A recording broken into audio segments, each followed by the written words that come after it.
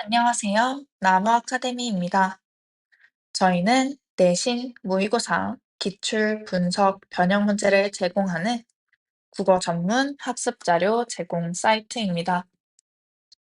저희가 이번에 함께 살펴볼 부분은요, 중3 2학기 국어 천재답 문장의 짜임입니다. 문장의 기본 구조와 문장 성분부터 보도록 하겠습니다. 우리말에는 문장에 총 세 가지 기본 구조가 있는데요. 누가, 무엇이, 어찌하다, 어떠하다, 무엇이다.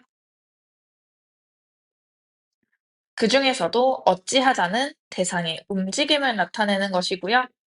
어떠하다는 대상의 상태나 성질을 나타내는 것입니다. 무엇이다는 대상을 지정함을 이야기하는 것이죠. 이때 주어와 서술어 같이 문장 안에서 일정한 문법적 기능을 하는 부분을 우리는 문장 성분이라고 하는데요. 저희 문장의 주성분부터 살펴보도록 하겠습니다. 문장의 주성분은요, 문장 성분 가운데 문장을 이루는데 기본적으로 필요한 성분을 주성분이라고 합니다. 주성분에는 주어, 서술어, 목적어, 보어가 있는데요.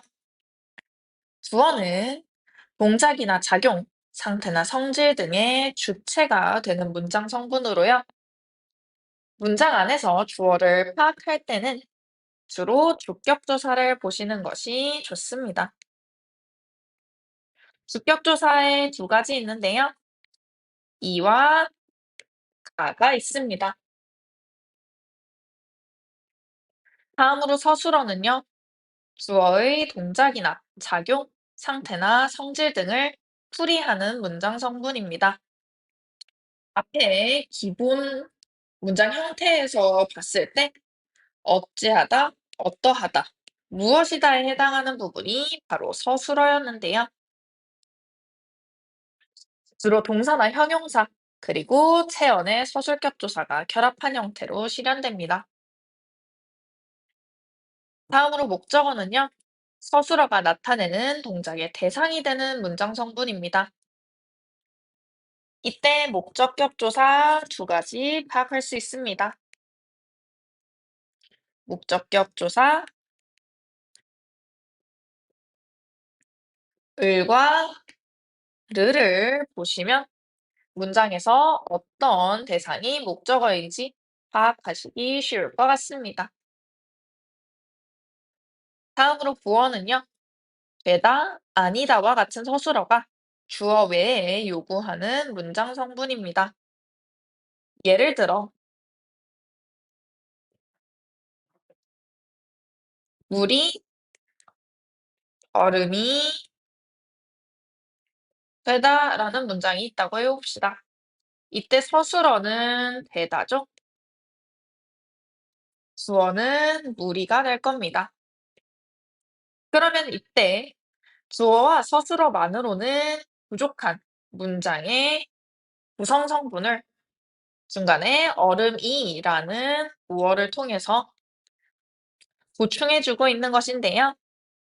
보어는 서술어 두 가지, 되다, 아니다만 기억하시면 됩니다.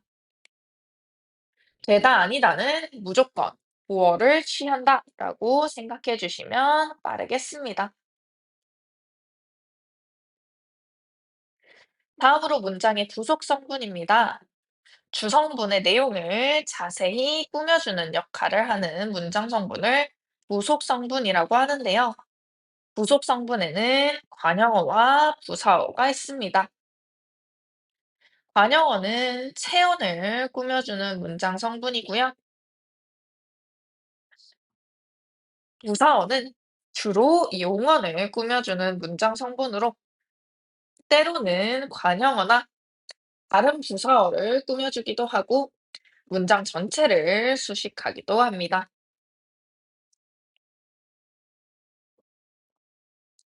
다음으로 독립성분입니다.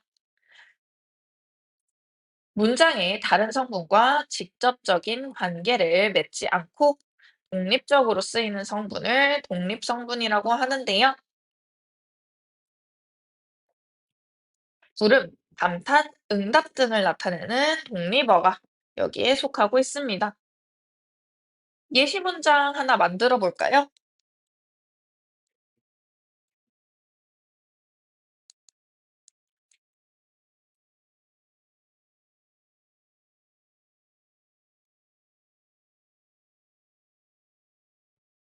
네, 저는 사과를 먹겠습니다. 라는 문장을 만들었다고 해봅시다. 이때 네 라는 것은 응답을 나타내는 것이죠. 그래서 이 네는 독립어라고 볼 수 있겠고요. 저는은 먹는다의 주체가 되는 대상이죠. 이때 저는 주어가 되겠습니다. 아까 을을 했을 때 목적격 조사라고 했었죠? 사과를 그러면 목적어가 되겠고요. 먹겠습니다는 마지막 서술어가 되겠습니다.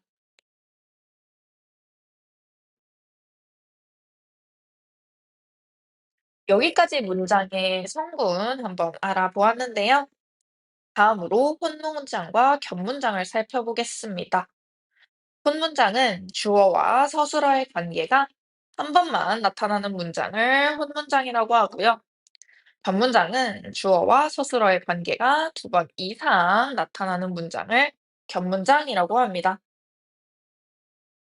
겹문장은 두 가지 종류가 있습니다. 나란히 이어진 문장과 한 문장이 다른 문장을 하나의 문장 성분처럼 안고 있는 아는 문장이 있습니다. 이어진 문장도 붙어보도록 하겠습니다. 이어진 문장은 앞절과 뒷절의 의미 관계에 따라 대등하게 이어진 문장과 종속적으로 이어진 문장으로 나눌 수 있는데요. 처음으로 대등하게 이어진 문장은요, 앞절과 뒷절의 의미 관계가 대등한 관계에 있는 문장으로 주로 나열이나 대조, 선택 등의 의미를 가집니다. 나는 밥을 먹었고 너는 빵을 먹었다 라고 했을 때 나열의 의미가 되겠죠. 이런 문장들을 대등하게 이어진 문장이라고 하고요. 다음으로 종속적으로 이어진 문장은요. 앞절과 뒷절의 의미 관계가 대등하지 못하고 종속적인 관계에 있는 문장을 이야기하는 것입니다. 예를 들어 비가 와서 우산을 썼다 라고 하면은 비가 온다라는 상황이 원인이 되어서 그 뒤에 문장을 이끌어내고 있는 것이죠. 이럴 경우 종속적으로 이어진 문장입니다. 원인, 조건, 과정 등의 의미를 가지게 됩니다.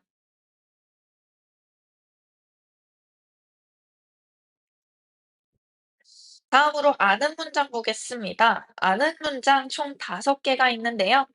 명사절, 관형절, 부사절, 서술절, 인용절입니다. 명사절은 문장에서 주어나 목적어의 기능을 하는 절로 명사형 어미가 붙어서 만들어집니다. 관형절은 문장에서 관형어의 기능을 하고요. 부사절, 문장에서 부사어의 기능을 합니다. 서술절, 문장에서 서술어의 기능을 하는데요. 이때 중요한 점이요. 다른 안긴 문장과는 다르게 서술절은 절의 표지가 없습니다.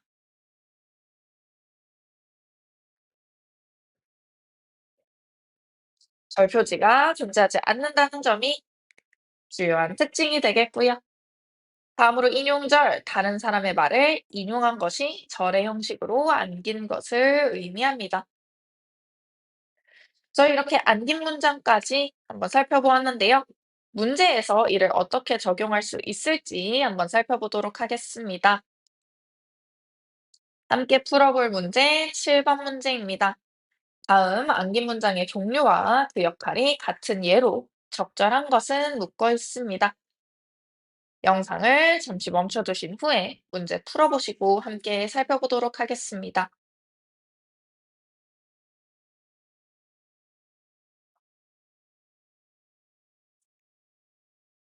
문제 풀어보셨나요?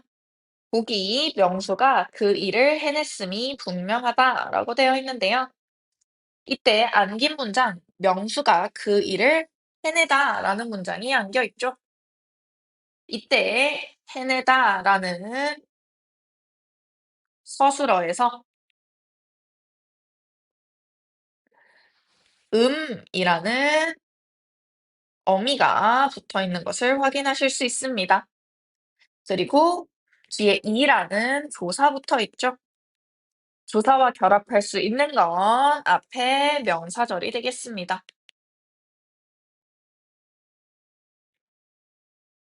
무엇 무엇이 분명하다. 주격조사 결합하고 있는데요. 따라서 보기는 명사절이 주어의 역할로 안겨 있다라고 확인하실 수 있겠습니다. 그렇다면 이와 동일한 문장의 형태를 가진 문장, 답은 4번이었습니다. 지금은 집에 가기가 너무 싫다. 이때 집에 가다라는 문장이 가라는 주격조사를 만나서 주어로 안겨 있죠. 따라서 7번 문장, 7번에 4번 문장도 명사절이 주어로 안겨 있는 문장이다라고 확인하실 수 있겠습니다. 더 많은 자료는 저희 나무 아카데미 홈페이지에서 확인하실 수 있습니다. 지금까지 나무 아카데미였습니다. 감사합니다.